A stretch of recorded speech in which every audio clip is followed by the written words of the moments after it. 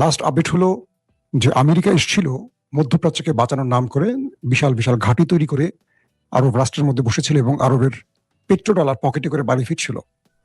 সেই আমেরিকা শেষ পর্যন্ত আরবের সাহায্যে এখন লুকাচ্ছে, অর্থাৎ আরব আমিরাত, সৌদি, কাতার, কুয়েতে ইরান যখন ধোলাইটা শুরু করেছে তখন সেই সেনারা, বুঝছেন তো, পশ্চিমা সেনারা কোথায় পালাবে?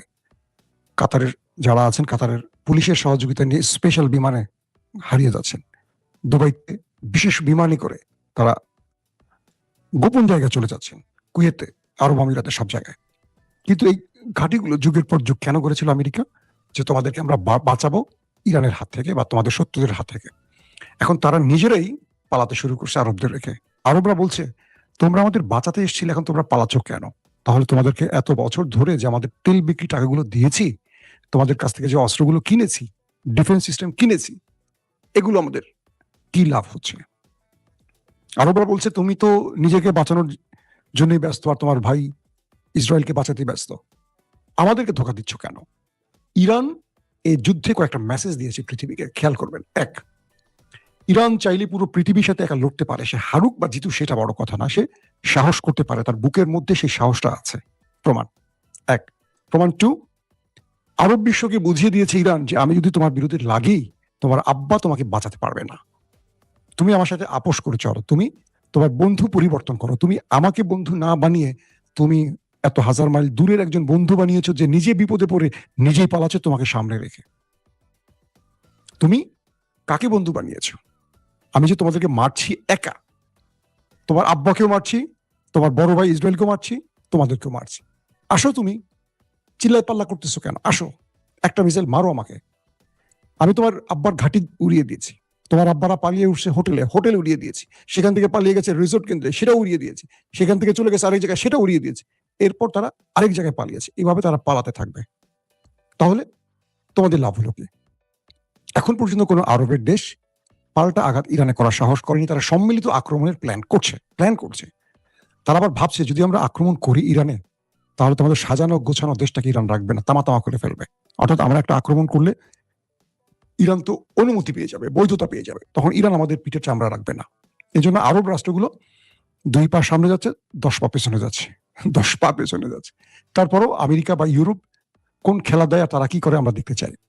রাশিয়া বলেছে এই যুদ্ধ তৃতীয় বিশ্বযুদ্ধের রূপ নিতে পারে, কারণ যদি ফ্রান্স, জার্মান, আরবরা আমেরিকা, ইসরায়েলের সাথে ইরানের বিরুদ্ধে নেমে যায়, সেক্ষেত্রে ইরানের মিত্ররা হয়তো চীন,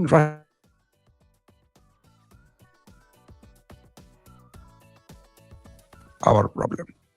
পাশাপাশি যে প্রবলেমগুলো তৈরি হচ্ছে, ইরান যে সিরিজ অ্যাটাকগুলো করছে এবং ইরান তার লুকানো অনেক দুর্দান্ত মিসাইল যেগুলো আগে ব্যবহার করেনি, ইরান বলেছিল যে আমরা তোমাদেরকে সারপ্রাইজ দিব, সেই সারপ্রাইজ শুরু হয়ে গেছে।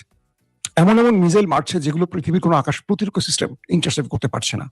এমন মিসাইল মারছে যেগুলোর ক্ষতি এত বেশি যেটা কল্পনা করতে পারছে না। কারণ ইরান এর আগে যে মিসাইল ব্যবহার করেছে, সেই মিসাইলের ক্ষতির পরিমাণ মোটামুটি সবাই আন্দাজ করেছে। এবার এমন কিছু করছে ইরান যেটার ক্ষতির পরিমাণ কেউ বুঝতে পারছে না। এটা নিয়েও বড় রকম টেনশন। দিন যাচ্ছে, তারা আরো ভয় পাচ্ছে যে ইরান আরো কি সামনে নিয়ে আসে, আরো কি।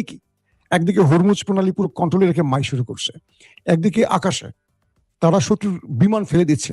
কুয়েতে দেখলেন, যদিও ফ্রেন্ডলি বলছে, এটা ফ্রেন্ডলি ফায়ার, কিন্তু ধারণা করা হচ্ছে এটা ইরানি ফেলে দিয়েছে। পাশাপাশি আমেরিকা ড্রোন ফেলে দিচ্ছে, দখলদারদের ড্রোন ফেলে দিচ্ছে। সবকিছুর মাঝে খবর আসছে যে পশ্চিমাদের, ট্রাম্প কাকুর প্রচুর সেনা নাকি ওপারে চলে গেছে। দখলদারদেরও অনেক ক্ষয়ক্ষতির খবর আসছে। এর মধ্যে সবচেয়ে বড় প্রশ্ন হলো, আজকেও পেন্টাগনের প্রধান, মানে যিনি এই যুদ্ধের প্রধান, তিনি সাংবাদিকদের সামনে হাজির হয়েছেন। Chief of staff chairman general, যার নামটি আমি গত 2 দিন আগে আপনাদের বলেছি, তিনিও গণমাধ্যমের সামনে এসেছেন। তিনি বলেছেন, আমি ট্রাম্পকে বলেছিলাম এই যুদ্ধে আমাদের জয়ের সম্ভাবনা কম, তারপর তিনি যুদ্ধে নেমেছেন। আমাদের ব্যাপক ক্ষয়ক্ষতি হচ্ছে, কিন্তু আমরা যেহেতু যুদ্ধের মাঠে আছি, আমাদের লড়াইটা চালিয়ে যেতে হবে। পেন্টাগনের প্রধান বলেছেন, হে ইরানবাসী, আমাদের কাজ আমরা করে দিয়েছি, এবার তোমরা রাস্তায় নামো। তার মানে রেজিম চেঞ্জ ঘটাও। আমেরিকাকে ইসরায়েল বুঝিয়েছিল যে আমরা যদি খামিনি এবং মন্ত্রী পরিষদ এবং আইআরজিসির শীর্ষ ব্যক্তিদেরকে মেরে ফেলি, তাহলে ইরানের জনগণ রাস্তায় নেমে যাবে, সরকার পতন ঘটে যাবে। কিন্তু ইরানের জনগণ রাস্তায় নামেনি, বরং তারা নিজের দেশ রক্ষা ঐক্যবদ্ধ হচ্ছে।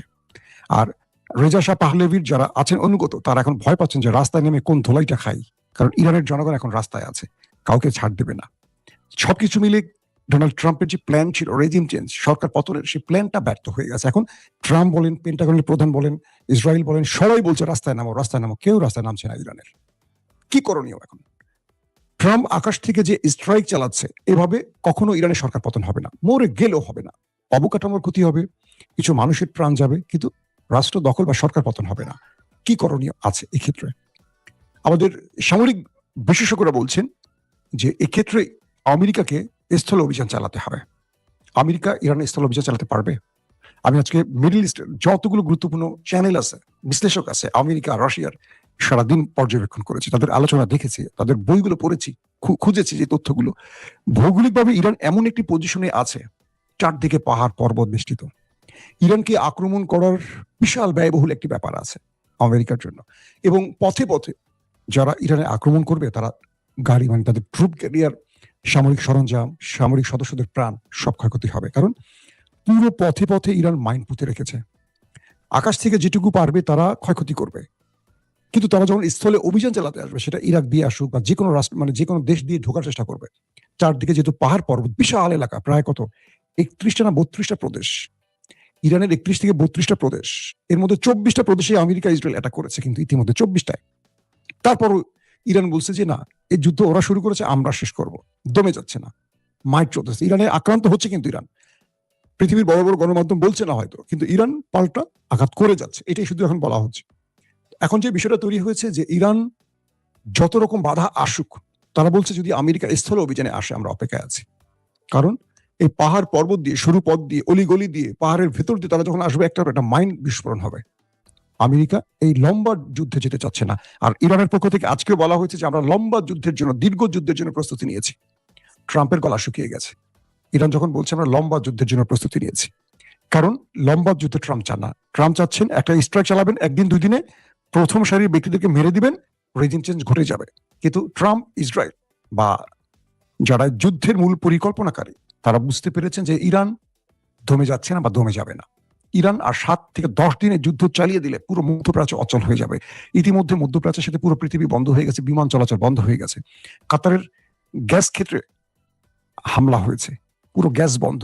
ইউরোপে গ্যাসের দাম 50-60% বেড়ে গেছে। দুদিন পর ইউরোপ গ্যাস পাবে না, ইউরোপ অচল হয়ে যাবে। গ্যাস ছাড়া ইউরোপ চলতে পারে না, জানেন তো, ঠান্ডার দেশ। এবং হরমুজ প্রণালী ইরান বন্ধ করে দিয়েছে। এই হরমুজ প্রণালী বন্ধ করে দিলে পুরো এশিয়া বা আমাদের এই পুরো অঞ্চলটা গ্যাস পাবে, মানে তেল পাবে না। তেলের দাম বাড়বে কি? তেলের দাম তো আকাশচুম্বী হবেই। কলকারখানা বন্ধ হবে। তেল না পেলে দাম দিয়ে কি হবে বলেন? তেল তো পেতে হবে। আবার ধরেন, যেটা আমরা গালফ অফ এডান বা লোহিত সাগর বলি, যেটা আমি আপনাদের বিগত ফিলিস্তিনের নিউজে সবসময় বলতাম, বাবুল মান্দাফ, মনে আছে সেই বাবুল মান্দাফ নামটা? যারা আমার নিয়মিত দর্শক তারা জানেন। এই বাবুল মান্দাফটা দখলে আছে হুতিদের। এই বাবুল মান্দাফ হুতিদের দখলে, যেটা ইরানের প্রক্সি বাহিনী। ইরানের কাছে আছে হরমুজ প্রণালী, দুটোই তাদের দখলে। এই দুটো বন্ধ করে দিলে মধ্যপ্রাচ্যের তেল রপ্তানি পুরোপুরি বন্ধ, গ্যাস রপ্তানি পুরোপুরি বন্ধ। একদিকে ইউরোপ শেষ, একদিকে পশ্চিমা দুনিয়া শেষ। আমরাও তো মাইনকা চিপায় পড়বো। হয়তো মুসলিম রাষ্ট্র হিসেবে আমাদেরকে ছোটমাটো কিছু দিবে, ছাড় দেবে, ইরান বা সৌদি আরব কিছু ছাড় দেবে। তো এখন কি করবে? কারণ ইরান যে গেমপিতে নামছে, এটি অল্প সময় ছাড়বে না। কারণ ইরানের পররাষ্ট্রমন্ত্রী বলছে যে না, আর কোনো ডায়লগ নয়, আর কোনো আলোচনা নয়। ট্রাম্প বারবার আলোচনার প্রস্তাব পাঠাচ্ছেন। তারা যুদ্ধ লম্বা করবেন, তারা প্রতিশোধ নেবেন, এবং ইরান গেরিলা পদ্ধতিতে চলে যেতে পারে যুদ্ধ। কি কারণে? ট্রাম্প যখন দেখবেন যে কোনোভাবে আর ইরানকে কবজা নিতে পারছে না, তিনি স্থল বাহিনী পাঠাতে চাইবেন, ন্যাটোকে নিয়েও হয়তো তিনি ঢোকার চেষ্টা করবেন। তখন চীন পুরোপুরি তালেবানদের মতো গেরিলা সিস্টেমে চলে যাবে। গেরিলা পদ্ধতিতে ইরানের সাথে পেরে ওঠার সম্ভাবনা খুব কম। লম্বা টাইম এই ইরান ইরাকের সাথে 7 থেকে 8 বছর যুদ্ধ করেছে। পুরো দুনিয়া ইরাককে সাপোর্ট করেছে, কিন্তু ইরাক বা সাদ্দাম বিজয় লাভ করতে পারেনি। তো এখন আফগানেই তো পারেনি আমেরিকা 20 বছর থেকেও। এক তালেবানদের কাছে কিচ্ছুই নেই, কয়েকটা মান্দার তামালের বন্ধু, এরা পাহাড়ে ঢুকে যেত, রাতের অন্ধকারে বেরোয় হিট করতো, আবার চলে যেত, কয়েকটা রকেট মারতো, কাঁধে করে ঠাস করে আবার করতে ঢুকে যেত। তো ইরান তাদেরকে এখন টেনে আনবে স্থল অভিযানে, যে আসো তোমরা ঢোকো, তোমাদেরকে আমরা প্যাকেট করে পাঠানো শুরু করব। আর পুরো দেশের মধ্যে যেহেতু পাহাড় আর পর্বত, সেনাবাহিনীর নিজেকে সেভ করার জন্য যথেষ্ট এলাকা আছে। কি পরিমাণ অ্যাটাক করবে? পাহাড়ি অঞ্চলে অ্যাটাক করে। আফগানি তো পারেনি, আফগানি কিন্তু পাহাড়ি অঞ্চল। তো ইরানের সেনারা